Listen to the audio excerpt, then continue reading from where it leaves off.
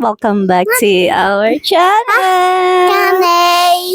I'm going out to tuna. So for today's vlog, For today, we are don't do a child joke. Bye. Dati, it's my vlog lang, pero naging our vlog na. It's because of my Family. family and my, oh, did I not heard? Hello? That's mine. You can't hear.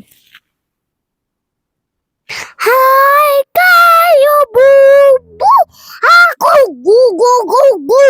Gu, gu, gu, gu, gu. Gu.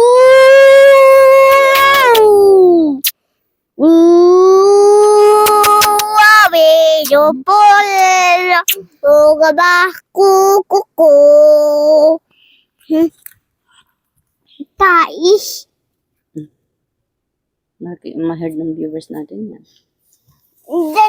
Day, putik yun. Day yun, mad. Sige na. Hi, kayo. Can't see you.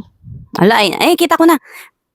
Hello everyone. So for today's vlog, I just want to share my baby's milk, vitamins na kanyang tinitake. So meron kasing nagtatanong or laging sinasabi. So ayan, so every time na nakita nila yung baby ko and every time na siguro kahit sa pictures or sa video or in personal man, so pag nakita nila, wow, ang healthy, malusog, tapos taba, something like that. So gusto ko lang i-share sa inyo, ano nga ba yung milk niya, ano ba yung tinitake niyang vitamins. So for this vlog po is depende po yan sa inyong baby. Si baby po ay 4 years old na noong July 31. So 4 years old na siya.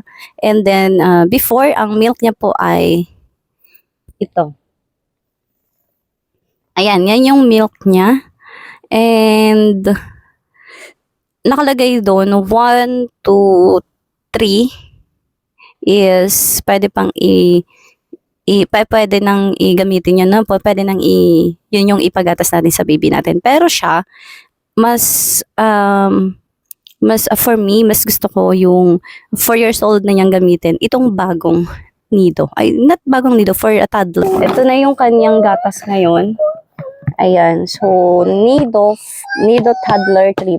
So, pero, inom ko siya nito is eksakto talaga na 4 years old siya. Ayan. 3 kilogram. So, meron siyang 6. You can see, hindi naman siya wala namang ibang nangyari or wala namang anything. Pero, ayan, oh. Okay. Oh, this. Hi, ka. Ayan, yung vitamins na iniinom niya is Silin. Ayan, Silin. So, itong Silin na to is for 1 year old to 13 years old. So, ay ko na. So, 1 year old. So, 1 year old to 13 years old. So, take note lang, baka mapainom niyo sa inyong baby is ito para sa newborn baby. So, hindi po. Kasi ito ay for 1 to 13 years old po. I'm not with you. Naman.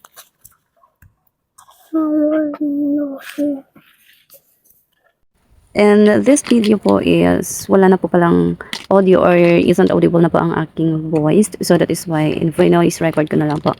Anyway, ito yung second na iniinom ni baby, vitamins. He takes 2 vitamins in a day. So syempre kung paano mo siya paiinumin, after 5 minutes, saka mo isusunod yung next na kanyang vitamins. So, dahil alam niyo na kung ano yung gatas or milk na iniinom ni baby, so, and also vitamins na tinitake niya, idea naman kung paano ko siya pinapainom or kung paano, ano ba yung ginagawa ko para mas maging healthy or malusog, chubby ang ating baby.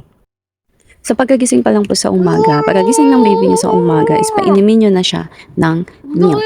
After that, syempre, morning yon, and then magbe-breakfast pa rin siya kahit kaunti, okay lang, and then magla-lunch. After that lunch, minsan talaga si baby nagde-daddy pa talaga siya, and also like for example 3 p.m. magmi-milk ulit, and bago siya matulog.